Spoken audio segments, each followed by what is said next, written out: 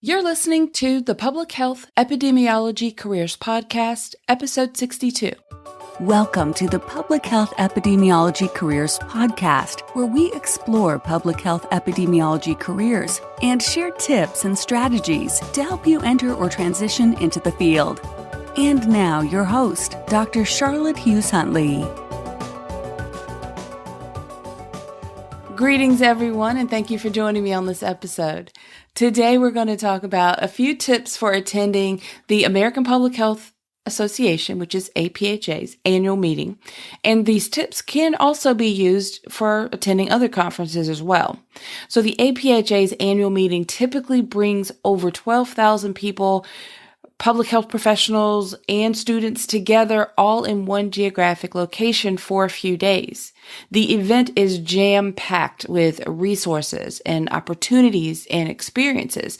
It can be extremely rewarding, but also very overwhelming. So I've reviewed some tips from a few schools of public health and would like to share with you the tips that I believe would be the most helpful for anyone who is planning to attend. Now, all of these sources that I'm going to discuss have shared great tips, but I had to narrow things down to just a select few to cover in this episode. And I'll provide links to articles that I mentioned in this episode. All those links will be provided in the show notes page for this episode, which is episode 62. So if you visit drchuntley.com/podcast. And then once you're there, navigate to episode 62. You'll be able to access the full articles that I mentioned here on this episode, and you'll be able to read all of the tips from each of them. And we'll start with the School of Public Health at University of Alabama at Birmingham. They wrote an article called Quick Tips for APHA. And this is my favorite article, and it has a list of about 10 quick tips. So I highly recommend that you check it out before attending the conference. Many of their tips align with the message that I shared with you guys back in episode 13, where I shared my experiences after attending 2 national conferences.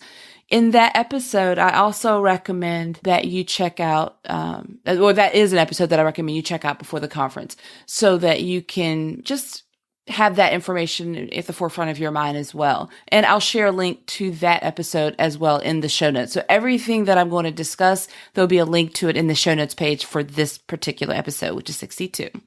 All right. So the School of Public Health at University of Alabama in Birmingham.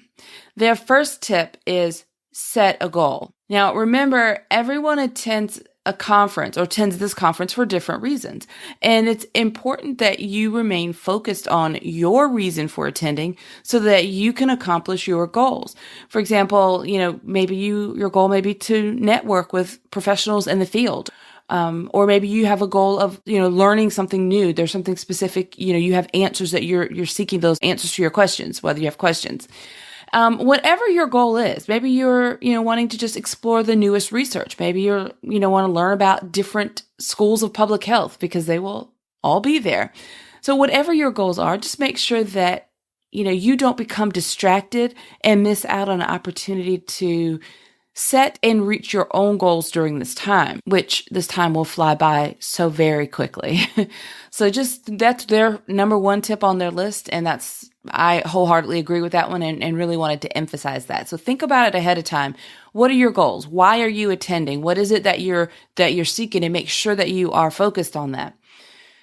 The second tip here is don't miss the opening general sessions. Now, they had this is University of Alabama's on their list, and I hadn't thought about that until I read their article. And I think it's an excellent tip because this is a great way to kick off the conference. There are so many events that are scheduled during this time. No other events are scheduled. Well, put it this way. During the time of the conference, there are multiple overlapping events. And sometimes we are trying to figure out which one to attend. And it really is kind of stressful because you may be really interested in the 2 or 3 that are overlapping at the same time. And you feel that if you go to one, you're missing out on the other. And I've heard multiple strategies of how people address that. They have friends that they attend with, and one friend will go to one meeting at the same time, and they kind of share notes. They split off and then share notes.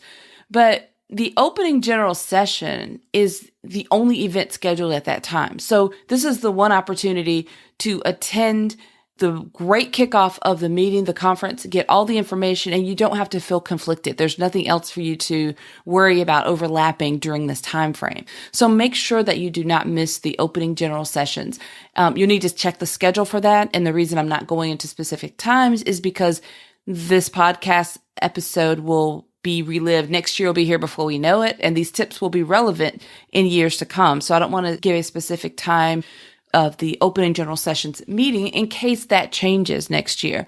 But I will tell you to just refer to your program to know exactly when that meeting will be and make sure that you don't miss that.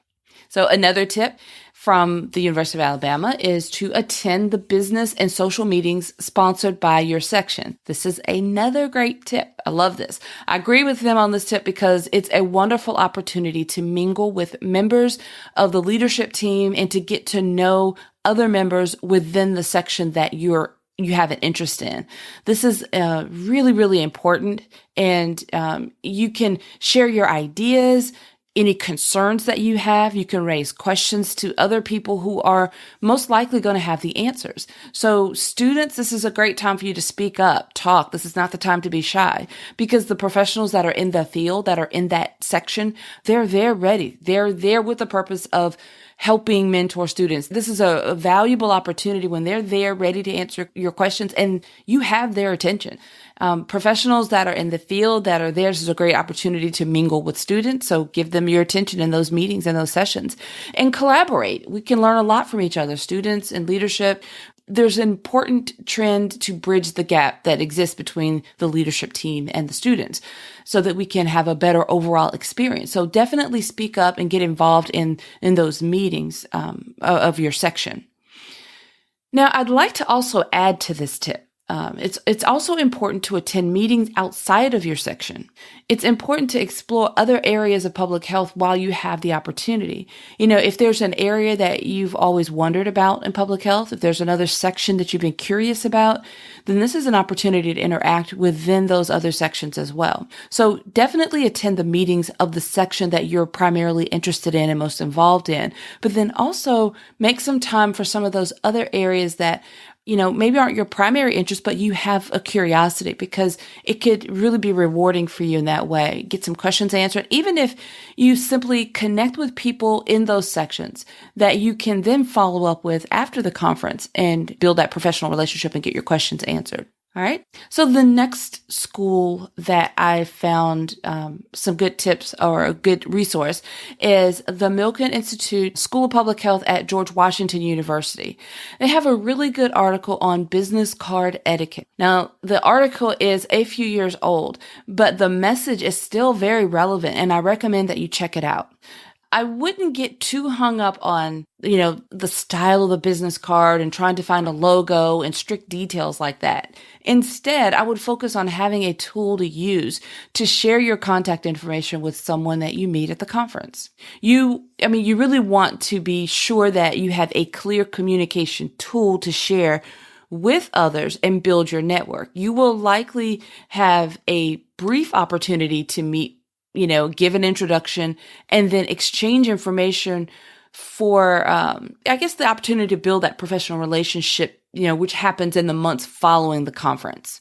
So you just want to make sure that you have a business card, a tool, a communication tool. So really check out that business card etiquette article. And of course, I will be linking to that in the show notes.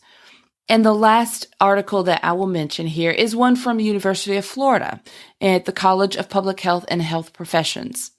This is a brief article that's written by one of their students at that time about her experience and her advice. I'm sure she has graduated since writing that article. But she discusses the exhibits and the collaboration between public and private organizations. But what I like is that her advice to prevent being overwhelmed is to be prepared and keep an open mind. I think that advice is great because for people like me who love a plan and an agenda and a schedule, if you're not flexible or if you do not keep an open mind, then you will become frustrated and overwhelmed when the slightest delay throws off your whole schedule or just has everything out of alignment. It only takes one meeting to go over by a few minutes, or one room assignment change, or a really long lunch line to throw off your whole agenda. And that can just really mess you up. So if you're anything like me and you're that type of person with all these strict guidelines and agendas and got the schedule and everything together, then keeping an open mind and being flexible will go a long way in an event like this. It's really, really important. So just remain flexible, keep an open mind, and you'll get the most out of the event, and you'll actually be able to enjoy yourself at the same time. So I'm sure that there are many other articles with great tips to share, but those were just a few that I found and I really liked and I wanted to share with you all. I am really excited about the meeting this year. I'm looking forward to attending. My husband will be attending with me again this year, and he is looking forward to it as well, which I think is pretty amazing. So I have my goals for this year and look forward to learning in a few different areas, and also exploring some of the latest research. I always enjoy poster presentations at any conference. That's like one of my favorite part of conferences in general, because I get to browse through and absorb so much information, and it's exciting to see what others are doing. I'll be serving as a moderator this year, and I'm honored and excited about this level of service with the American Public Health Association. So following the meeting, I will provide a recap, and I'll share some highlights with everyone on a future episode. I have a lot of ideas about what I want to do at this meeting, so look forward to sharing some of that reflection with you guys in a future episode. So be sure to click on the subscribe button in iTunes, or it may be the favorite or follow button if you're listening in one of the other platforms. Subscribing to the show gives you access to the latest episodes as well as all the previously published episodes. So when you subscribe to the show, you won't miss out. So make sure you do that for me today. And until next time, you guys have a fantastic rest of your day. Thank you for listening to the Public Health Epidemiology Careers Podcast at drchuntley.com.